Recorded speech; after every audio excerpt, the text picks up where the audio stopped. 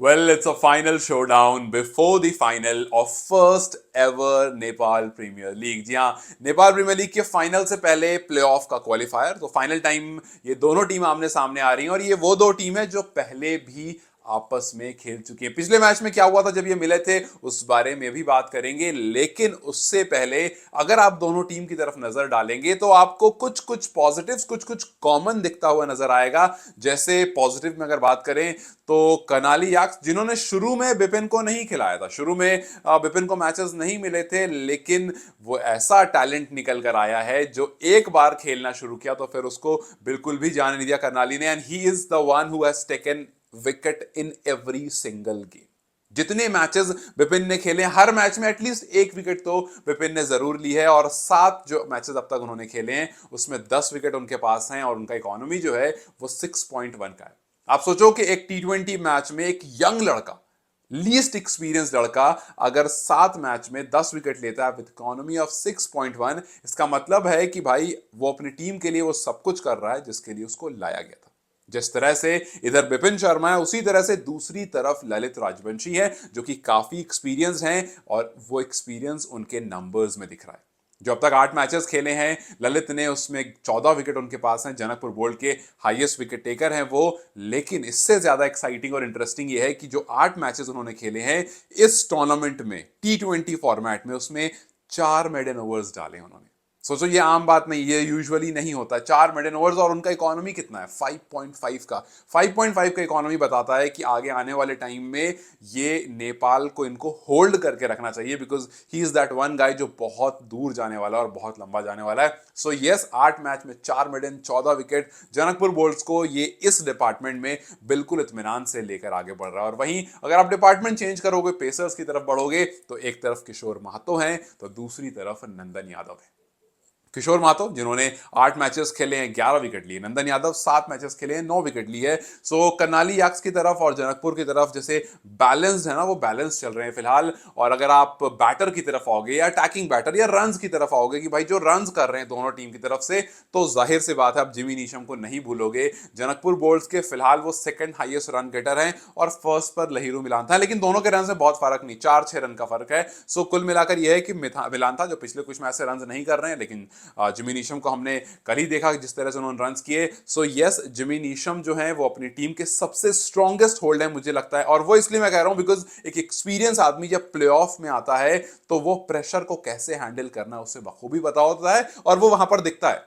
जैसे हमने रवि ओपारा के केस में देखा, हमने जिमी नीशम के केस में देखा। सो मुझे लगता है ये सबसे इंपॉर्टेंट विकेट होगा अगर ये बल्लेबाजी करने आया, और अगर इसकी विकेट निकल गई तो मानो कि आधा काम आपका हो गया, अगर ऊपर से रन नहीं आए तो ऑब्वियसली। और फिर उसके बाद लहिरू मिलांथा जो कि ऊपर रहते हैं, तो बेसिकली आपको लहिरू मिलांथा को लेना है और फिर उसके बाद आपको जिमी नीशम को लेना। और देखना ये भी इंटरेस्टिंग होगा कि आसिफ की कप्तानी कैसी रहती है, एक प्रेशर सिचुएशन, एक क्वालिफायर या एलिमिनेटर आपको, क्योंकि जो हारेगा वो एलिमिनेट हो जाएगा, जो जीतेगा वो क्वालिफाई हो जाएगा और फिर वो सुदर्शन पश्चिम के साथ फाइनल खेलेगा। जैसा मैं कह रहा था कि जिस तरह से इनमें रन मारने वाले हैं, वैसे आपको करनाली याक्स में भी है। करनाली याक्स में चार्विक वॉल्टन है जो पारी संभाल रहे हैं, उसमें आपको बोसिस्टो है, विलियम बोसिस्टो जो पारी संभाल रहे हैं। सो यहां पर भी ऐसा ही आपको विकेट्स लेनी पड़ेगी इन दोनों खिलाड़ी की, बिकॉज ये रन कर रहे हैं। You have to make sure कि आप यहां पर कुछ दिमाग लगाओ एंड मेक श्योर कि इनको जल्दी ले लो, बिकॉज बाकी जो है वो उतनी अच्छी टच में नहीं है। मैच के दिन कोई कमाल कर दे वो अलग सी बात है, because no one is a bad player,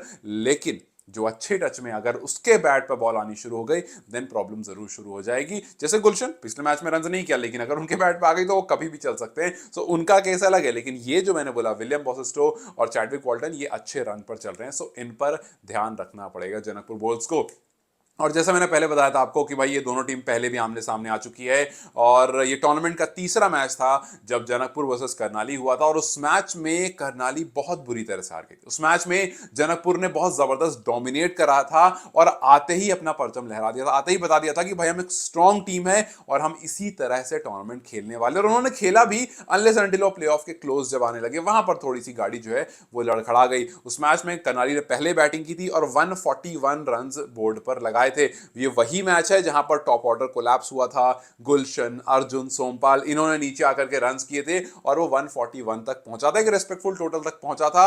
लेकिन जनकपुर ने उसकी बिल्कुल भी रिस्पेक्ट नहीं की थी और उस टोटल को सिर्फ और सिर्फ 15 ओवर में चेस डाउन कर दिया था। हालांकि उस मैच में बिपिन नहीं थे इनके साथ, जैसा मैंने कहा शुरू में मौके नहीं मिले थे, जब मौके मिलने शुरू हुए तो लगातार मिलते गए, लेकिन ये दोनों टीम आमने सामने आ चुकी है।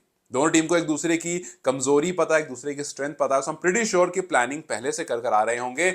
और अब देखना ये भी होगा कि भैया जिस तरह से रित गौतम को मौका मिला लेकिन वो बैक टू बैक डक्स पर गए, जिस तरह से जय किशन आए और आते ही उन्होंने कमाल कर दिया, तो क्या यहां पर कोई चेंज होगा या ये फिर ऐसे ही कंटिन्यू होने वाला है? अगर आप करनाली की तरफ देखोगे तो कुछ ऐसे नाम जरूर हैं जिन पर काफी रिलाई करेगी team, irrespective of their performance, कैसा परफॉर्म किया है कैसा नहीं किया है फर्क नहीं पड़ता है, बट उन पर रिलाई बहुत करेगी। जैसे कि वो गुलशन है बहुत रिलाई करेंगे, बड़ा मैच है वो चाहेंगे गुलशन आए, कुछ रन अपने बैट से लगाकर जाए, एंड वी होप कि वो बहुत डाउन दी ऑर्डर ना आए, उनको ऊपर ही यूज किया जाए। बड़ा मैच है, we need these big players कि वो जितनी जल्दी स्टेप अप कर सके। अगर शुरू में कुछ होता है नहीं होता है अच्छी बात है भाई, पारी चलती रहने दो। और मैं तो कहता हूं अगर पावर प्ले में रन आ गए तो बेहतर है कि ऐसे प्लेयर को पहले लगा दो जो रन बना सके। पावर प्ले बहुत क्रूशल रहने वाला, जिस तरह से हमने देखा सुधा पश्चिम रॉयल्स ने अब तक जितने मैचेस खेले हैं हर मैच में उन्होंने पावर प्ले डोमिनेट किया। पावर प्ले डोमिनेट का मतलब है जो भी ओपोनेंट रहा है उससे ज्यादा रन पावर प्ले मारे। अभी तक जितने भी सुधा पश्चिम ने मैच खेले हर मैच में अगर ऑपोजिशन ने 50 मारा है तो उन्होंने 60 मारा है। सो जितने भी ऐसे मैचेस हुए हैं सुधा पश्चिम के सामने हर मैच में सुधा पश्चिम ने पावर प्ले में अपने ऑपोजिशन से ज्यादा रन मारा है। सो आपको पावर प्ले डोमिनेट करना पड़ेगा और फिर उसको कैरी फॉरवर्ड करना पड़ेगा। सो इसके पास गुलशन ऑब्वियसली है, फिर चैडविक हैं, फिर देव कनल है। देव कनल हालांकि उतना रन्स नहीं कर पा रहे हैं, ऑर्डर भी थोड़ा चेंज हो रहा है, बट बड़ा मैच है भाई, आपको स्टेप अप करना पड़ेगा। और खुद सोमपाल हैं। So yes things can turn out good, लेकिन अब देखना यह है कि उधर जिमी नीशम, उधर लहिरू मिलान था, उधर अनिल तो है नहीं, अनिल तो फिलहाल एब्सेंट हैं, आसिफ की कप्तानी और बहुत सारी चीज है जो आपकी लिस्ट में जरूर है, क्योंकि यहां के बाद मौका नहीं मिलेगा। फिर आपको इंतजार करना पड़ेगा अगले साल का, न जाने इस टूर्नामेंट कौन से वाले कैलेंडर में फिट होगा। बिकॉज सुनने हमें यह भी आया कि ये दिसंबर वाला कैलेंडर लगातार नहीं चलेगा, मे बी इसमें कुछ चेंजेस हो सकते हैं, हालांकि उस पर ऑब्वियसली डिस्कशन होगा और फर्दर बातें होंगी। लेकिन जब भी हो टूर्नामेंट अभी आपको इसके बाद तो मौका नहीं मिलने वाला है, विच प्रीटी मच शोज कि ये लास्ट मौका है, लास्ट ऑप्शन है। सुदूर पश्चिम फाइनल्स में आपका इंतजार कर रही है, दिन का मैच है। सो ऐसा भी नहीं कि अर्ली मॉर्निंग मैच है, बहुत प्रॉब्लम होगी। पिच भी आपने देख ली है किस तरह से खेल रही है, पिच इज प्लेइंग गुड। हमने देखा पिछले मैच में कि रन्स अच्छे लग रहे थे और बहुत ज्यादा स्ट्रगल नहीं हो रहा था। वो पिचेस नहीं है जो हमने लास्ट के कुछ लीग मैचेस में देखी थी। सो लेट्स जस्ट सी कौन सी टीम किसको डोमिनेट करती है। यहां पर मैं कोई प्रेडिक्शन नहीं करूंगा, बिकॉज पिछली कुछ प्रेडिक्शन से करनाली बहुत जबरदस्त परफॉर्म करके आई है और ये प्ले ऑफ है तो भाई कोई भी टीम ऊपर आ सकती है।